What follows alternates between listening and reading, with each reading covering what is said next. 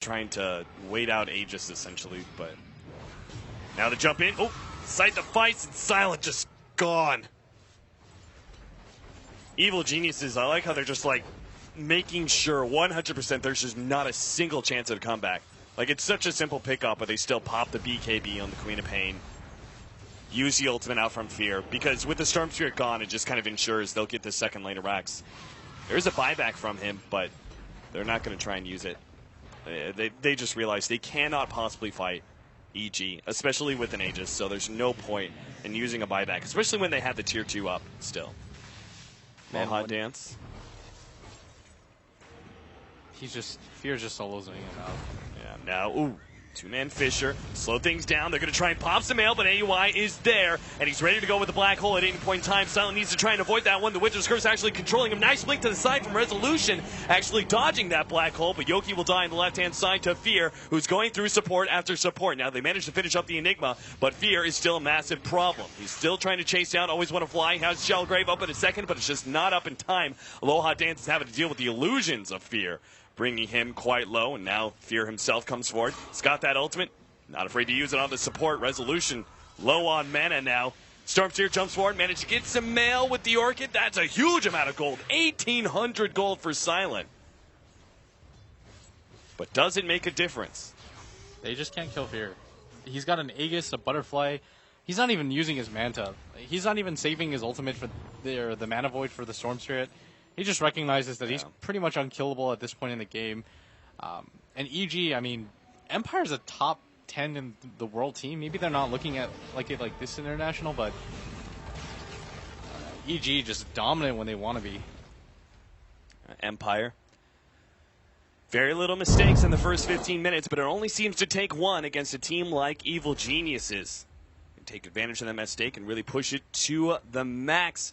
I'm going to pass it off now to the analysts to see what they think about Evil Geniuses and the way they exploit those errors.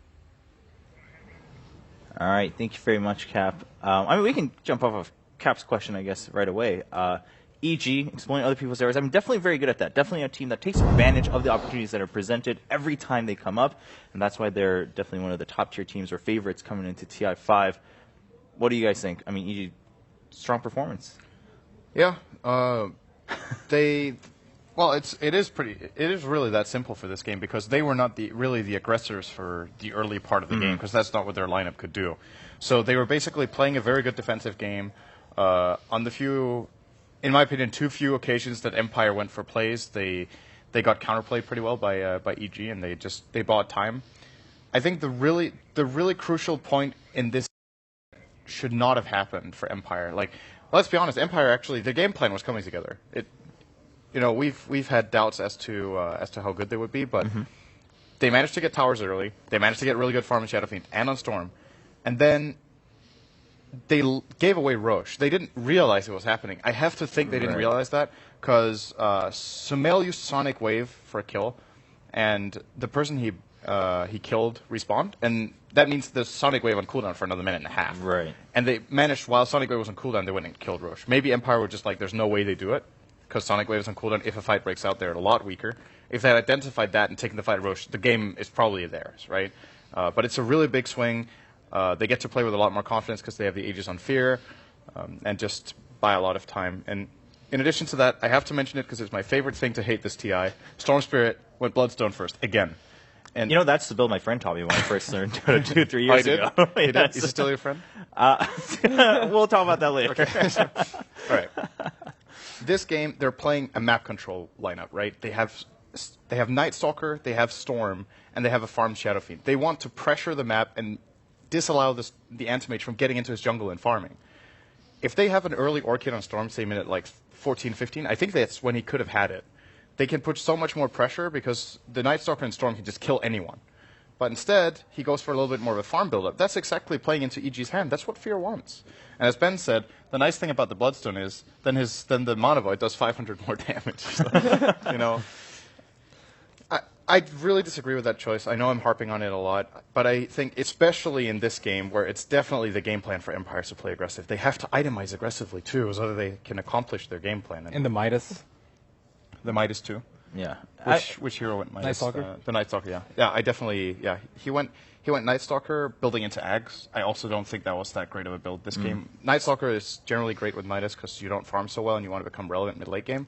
But how about early high-impact items so that, once again, you can gank and take the objectives? Maybe a Vlad's, maybe an early BKB, you know? Maybe, I mean, yeah, you say you're harping on it, but oftentimes it does sound like for very good reason. We can continue talking as we take a look at one of the highlights. Of course, this one, I believe, where EG wipes Team Empire. But going forward, let's talk about that a little bit. Why do you think we're seeing that? I mean, I'm just going to assume Habit come up from so many different teams, but it's not just Empire that's been doing that build on Storm, or let alone just on other heroes too, always aiming for the late game build. It's just a safer build, I would think, just because people don't like to die very often. It's somewhat similar to like Dazzle maxing Poison Touch, or even putting any points into Poison Touch. It's an aggressive build, but if you aren't playing aggressively and you're just farming, it won't pay off at all. And again, you have to be like very confident that you can take fights. This fight, I actually thought Empire were doing very well at the start, but then NTMH kind of cleans up everyone. They started off with a kill on. They started off with a kill on Bounty, but and I thought EG's position wasn't that great because a few of them were sieging the tower and a few of them were fighting at the T3. But Empire is a little weak at this point. I also don't think that the first blood should have happened.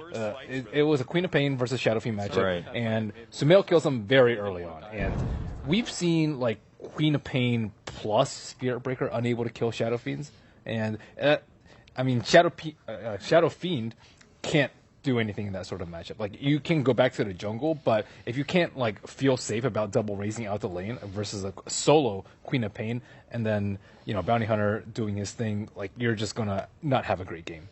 Yeah, for me, that like the previous game, when we were having the game of eHome versus EG, we said afterwards, after the second game, eHome just was able to hold off the fight, and then they went for it, and then they could end up the game. And it felt like Empire was aware that EG needed to delay the game and needed to wait for that perfect moment, and they were kind of skeptic of when that perfect moment was going to be, so they didn't seem to be confident enough to, when they should have been more confident and actually take more objective and take more fights and get those kills going, they didn't seem to have the confidence to actually go there and actually take those kills, and maybe already expecting that EG was going to come back. And that's very anti-Empire-esque, because normally they are the confident team, they are the team that finds the kills and keeps on fighting and then just rolls through. But it seemed like they were their own enemy in this game, and I think that like EG just plain out outplayed them. All right. Well, okay. So we had a bit of a different call here. So now waiting for game 2 here for EG versus Empire. I mean, do you think it's just their gears are kicking in really slow? Because you were saying, well, we saw progress from them, right? They did still get the early pressure they wanted, even if they didn't build for it.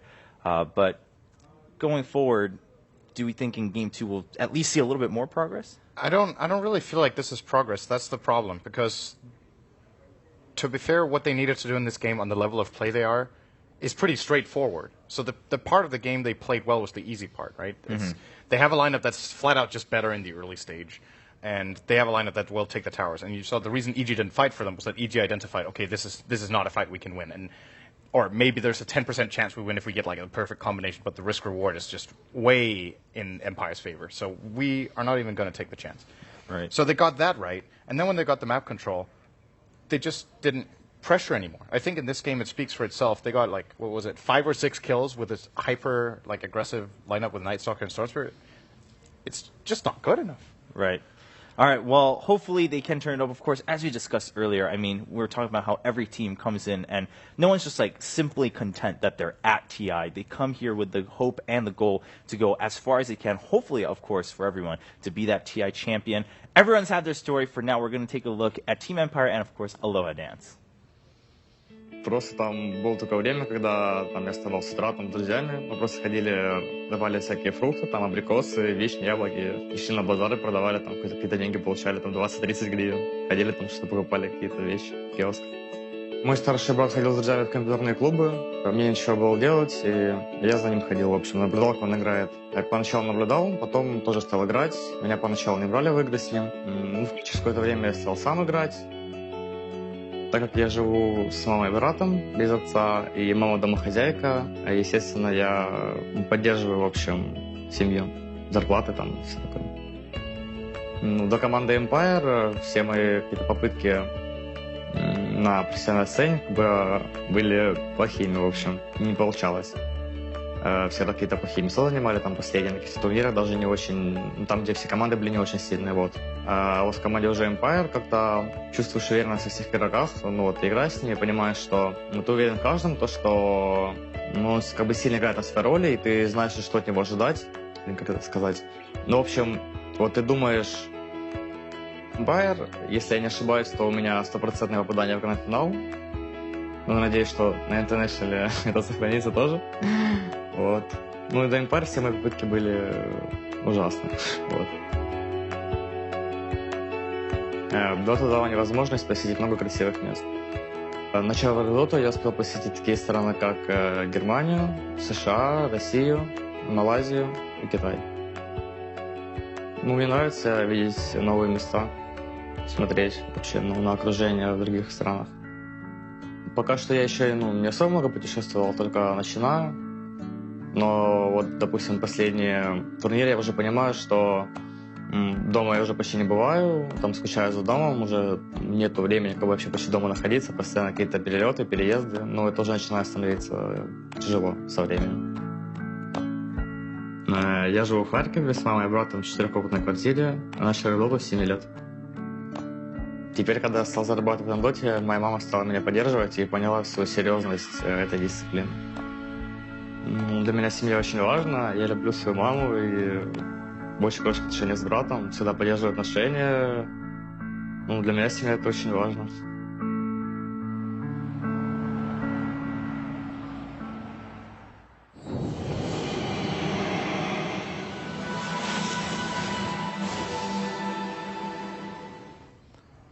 And there he is, Aloha Dance. You know, every time we watch each new video, I'm like, oh, well, that's a cool story. Oh, that's a very different angle.